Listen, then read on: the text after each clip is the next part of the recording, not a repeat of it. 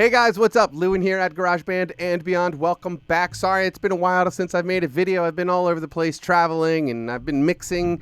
And I went to Flight Fest East 2017. If you don't know what Flight Test is and you're into remote-controlled airplanes and stuff, you got to see what Flight Test is. I'll leave a link for their YouTube channel, which needs no help, below. But I was at Flight Test. I've been doing a lot of things, so sorry that you haven't seen me in a while. But I did want to talk to you guys today because I have been on a long-time search, some of you probably know, for a really good vintage bass, an American-made one. There is a long list of cool vintage basses out there that are really awesome, but there's a very short list of ones that are actually affordable. And the bass that I'm holding here in my hand is what I personally consider the top, my favorite, most affordable vintage bass. So right here, this is a G&L L1000 from 1980. This is the first year of this particular bass.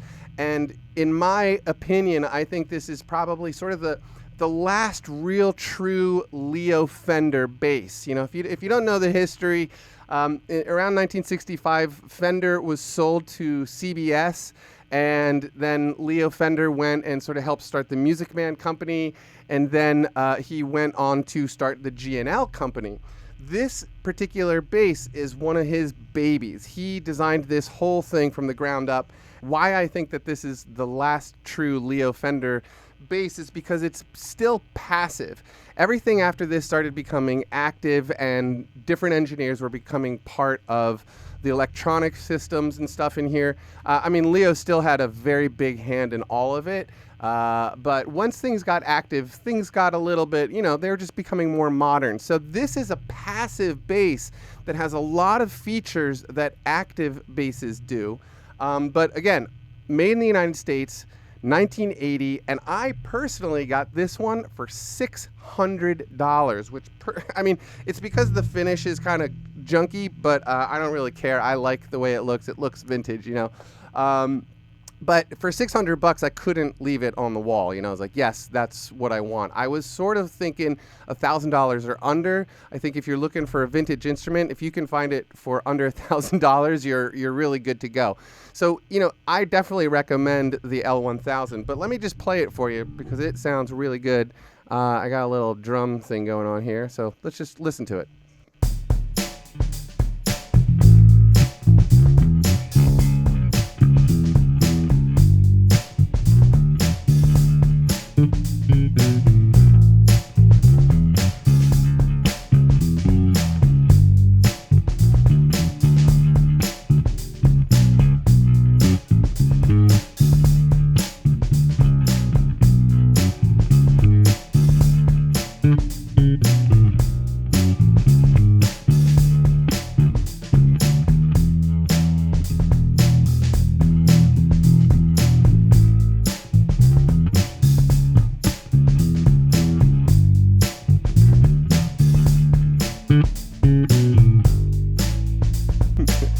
It is, oh man, this thing sounds so good, and the neck is straight as an arrow. It is perfect. The frets are perfect. Ebony fretboard, ebony fretboard, not rosewood, ebony fretboard. And so let's talk about what makes this bass totally unique, okay? For its era, so previous, you got to think it was sort of the P bass, then the jazz bass came. So, and then this guy really came in the Leo series, if you talk about the important ones, you know.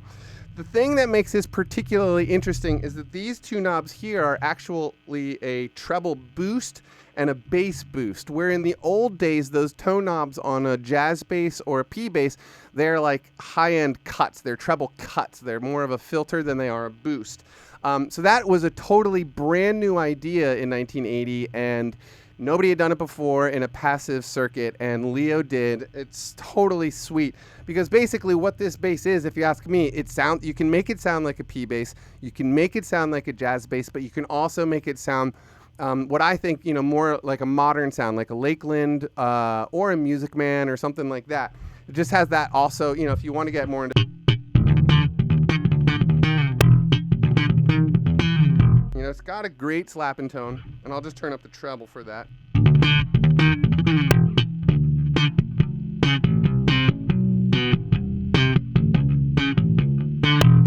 I can see my thing clipping here. Turn that down a little bit. So anyway, I'm not the best slapper on the bass, but 3-position switch, which is, pretty cool. It just, new tones. And if I tend to think of it as like all the way to the right, it's like really heavy, a lot of bass. And as you go across, they sort of thin out. This being the thinnest.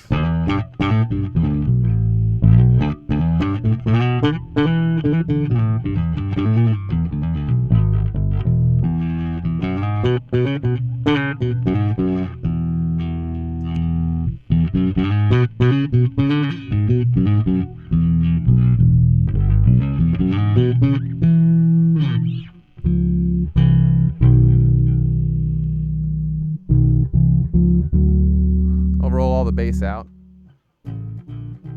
which sort of kills the overall tone. This is all treble, no bass. Hope you can hear that. I'll bring the bass back in. You guys, the L-1000 is probably my favorite bass of all time. This is something I've been personally searching. It was either this or a really, really sweet P bass. Those were the two basses I was really searching for. But the G&L was always sort of out of my price range. I've sort of figured I would find a cheaper P bass before I found a cheap G&L. Because the guys who know, they do not let these things go. So if you find an old G&L L1000 out there, buy it. Go play it and buy it. Make sure it's, good enough for your standards or whatever, but they're such good basses, you guys. It's also just sort of cool that it is one of the last true Leo Fender that nobody else was involved in the creation of. It's cool because Leo Fender invented the electric bass, and this is one of his personal models, just like the P bass and jazz bass are. But because of the fact that this is the first year of G&L, when he had like a new baby company building up, I just have this feeling that he was like really personally invested in this particular instrument more than he was like in the later years of the P bass or the jazz bass. He had so many other things going on, the amps and the guitars, and 100 models of guitars, 100 models of amps. He had a lot of stuff going on. Lots of engineers helping him. But when G&L started, it was a smaller company. He was a lot more hands-on in that company, all up until like 1994, I think is what I read. He was very, very hands-on with everything, but this was their first baby out of the factory door. So I think it's a really special instrument that people are underestimating for now. So if you're looking for a cool vintage bass out there, there's a lot of great options, but me personally, the L1000, woo, this is the way to go. I love that it is, it's true Leo Fender design. It's a simple one pickup on a basic slab of wood with some controls. There's nothing fancy about it, just what you need to have a great instrument. I mean, this thing is now, 37 years old, and it is rock solid. Nothing wrong with it at all. The electronics are all original. Oh, I think this switch has been changed, but otherwise everything's totally original and everything is 100% good. The neck is unbelievably good. The tuners, everything is great about this bass. Vintage basses are not necessarily going to be out of your price range. Just remember, the 80s are now considered vintage, and which is a little hard for me to take because I was born in the 70s, so that's like, what? But yeah, the early 80s stuff is now vintage by all standards, and it is really, really good stuff. There are some really great instruments from that era, this being my personal favorite. So you guys, I hope that quick little video about the L1000 was helpful to you. I know I didn't play too much. There are lots of videos on YouTube of people playing this bass. This particular bass has tons of history. It's been played by thousands of famous bass players on thousands of stages, on albums, and all that stuff. It's got a great lineage, heritage, and pedigree. It's a very, very special little thing. Try to grab one now before the rest of the world figures out how awesome they are and the prices start getting driven back up to where they probably do actually belong. But if you can grab one now, I would highly recommend it, okay? So you guys, thanks for watching. It's a pleasure as always, and I hope to see you again very soon. Please hit the subscribe button and the likes and all that kind of stuff. I have a Patreon page if you'd like to help support my page more. But besides that, just have a great day, and I hope you're all doing really, really well. All right? Peace.